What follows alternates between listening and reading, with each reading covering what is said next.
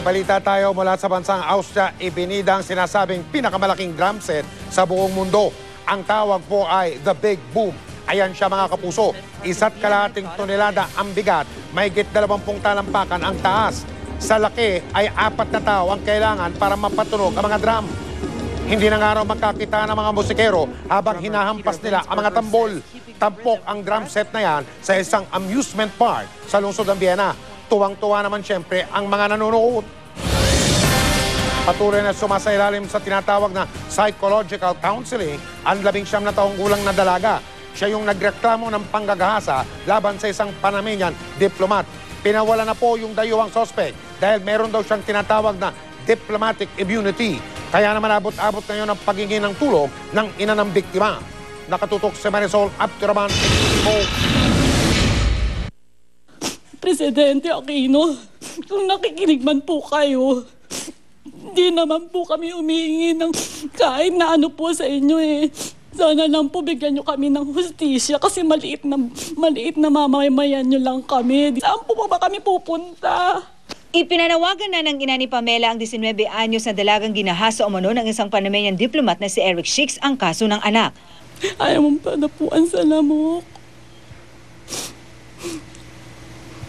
Pinapahatid mo sa eskwelahan, pinapasundo mo. Tapos may isip mo sa sarili mo nung gabi na yun, anong ginawa sa kanya, di ba? Matatanda ang noong Lunes, naglabas ang certificate ang Department of Foreign Affairs na meron palang diplomatic immunity si Shix. Kaya nagpalabas ng court order ang Makati Regional Trial Court, Branch 57, na nagpapalaya sa Panamanian diplomat.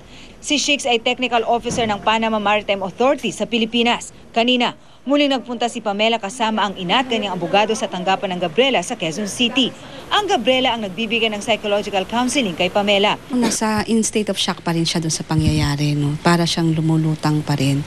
At talagang mukhang nagkakaroon na ng effect yung pangyayari sa kanya psychologically, emotionally. Pero kahit napalaya na, porsigido pa rin ang abogado ni Pamela na ilaban ang kaso. Ito ay kahit pa nagpalabas na ng certification ng DFA na may diplomatic immunity umano si Shix. We are in the process of validating kung talagang immune ba itong akusado sa kaso na ito. Dahil ito po ay isang bagay na seryoso. Kahit sinong konsul, gumawa ka na lang ng krimen. Ganun-ganun na lang ba? Sa ngayon, hiling ng pamilya ni Pamela, mabigyan ng hustisya ang umano'y ginawa sa kanya ng isang banyaga sa bansa. We will call the attention of DFA to pursue yung kanilang yung waiver of this immunity. Ayon naman sa DFA, inaayos na raw nila ang pag-waive sa immunity ni Shix. We have asked the Panamanian government to waive this immunity so that the Panamanian personnel or officer would face our justice system here. Marisol Abduraman, Nakatuto, 24 Oras. Nagkamali raw si Pangulong Aquino sa pagkwenta o yung pag-compute sa gastos. At yan ay sakaling maaprubahan yung 125 piso, 125 peso across the board na dagdag sahod. Yung pong hinihingi ng mga manggagawa. Pero ginigit na Malacanang na kahit mas mababa pa ang ibigay na aumento ay hindi raw makakabuti yon sa ekonomiya ng ating bansa. Nakatutok si Cara David. 1.43 trillion pesos. Ito ayon kay Pangulong Aquino ang halaga na kakailanganin taon-taon kung pagbibigyan ng hiling ng mga manggagawa na 125 peso across the board wage increase. Yung sa simpleng pagko-compute lang po, 125 pesos across the board. I-multiply natin ng 22 araw sa isang buwan na nagtatrabaho isang tao. I-multiply natin ulit ng 13 buwan. Tapos i-multiply po natin sa 40 milyon na manggagawang Pilipino.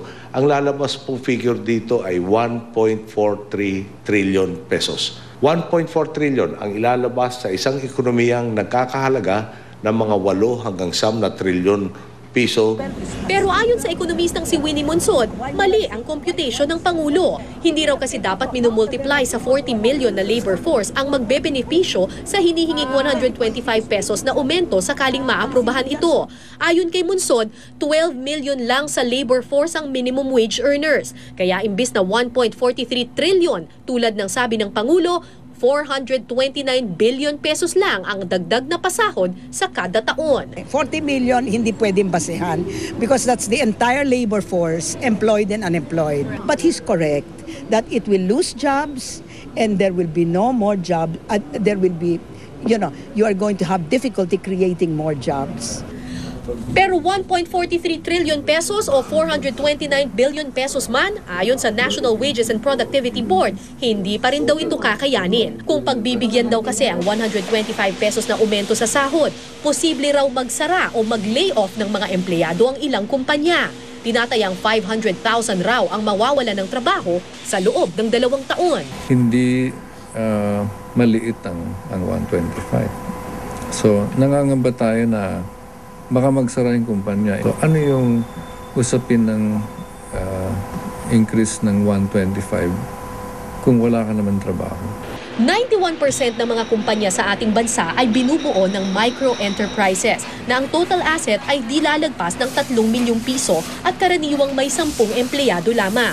Kung magbibigay raw ng 125 pesos na wage increase, aabot sa halos 400,000 pesos taon-taon ang idadagdag sa gastos ng kumpanya para lang pasweldohin ang 10 empleyado nila. Hindi pa kasama dito ang dagdag sa holiday pay, incentive leave, overtime pay, pag-ibig, SSS at PhilHealth na nakabase rin sa daily wage. 12%, well, it's a small percentage of total profit. In terms of the return on investments, that is a big,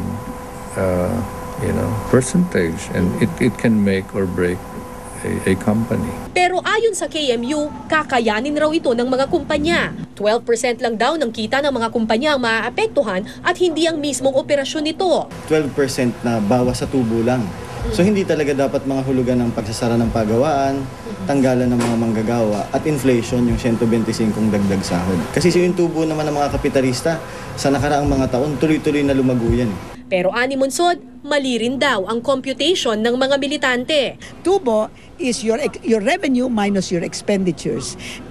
Siyempre, kung tataas ang expenditures mo, tama sila. Mapababa ang tubo. Pero kung ang pagbaba ng tubo, dito. Expenditures are now greater than revenues. Ano yon? Lugi. Naniniwala si Monsod na makakasama sa bansa ang 125 peso across the board wage increase. Bukod sa malulugi ang ilang kumpanya, sigurado rin daw tataas ang presyo ng mga bilihin at posibleng ayawan tayo ng foreign investors kung masyadong mataas ang labor cost. Aniya, ang hinihinging dagdag sahod ng 12 milyong manggagawa maaaring pagdusahan ng mas nakararaming mamamayan. Absolutely unreasonable because you don't increase your wage rate across the board by at least 29 and at most 54%. Whoever heard of that? Wage increases are given when productivity increases are there. In other words, tama si Presidente. Kaya lang, mali yung ginamit niyang mga figures. Cara David, Nakatutok, 24 Oras. Hindi biro ang perwisyong dulot ng brownout na ganap sa Iloilo International Airport kagabi. Kaya naman ang Manila International Airport Authority ay siniguro na hindi yun mangyayari sa Ninoy Aquino International Airport. Nakatutok doon sa NAIA Live si John Consulta. John? Mike, isang araw nga matapos maparalisa ang operasyon ng buong Iloilo International Airport dahil sa pagkawala ng kuryente sa buong paliparan.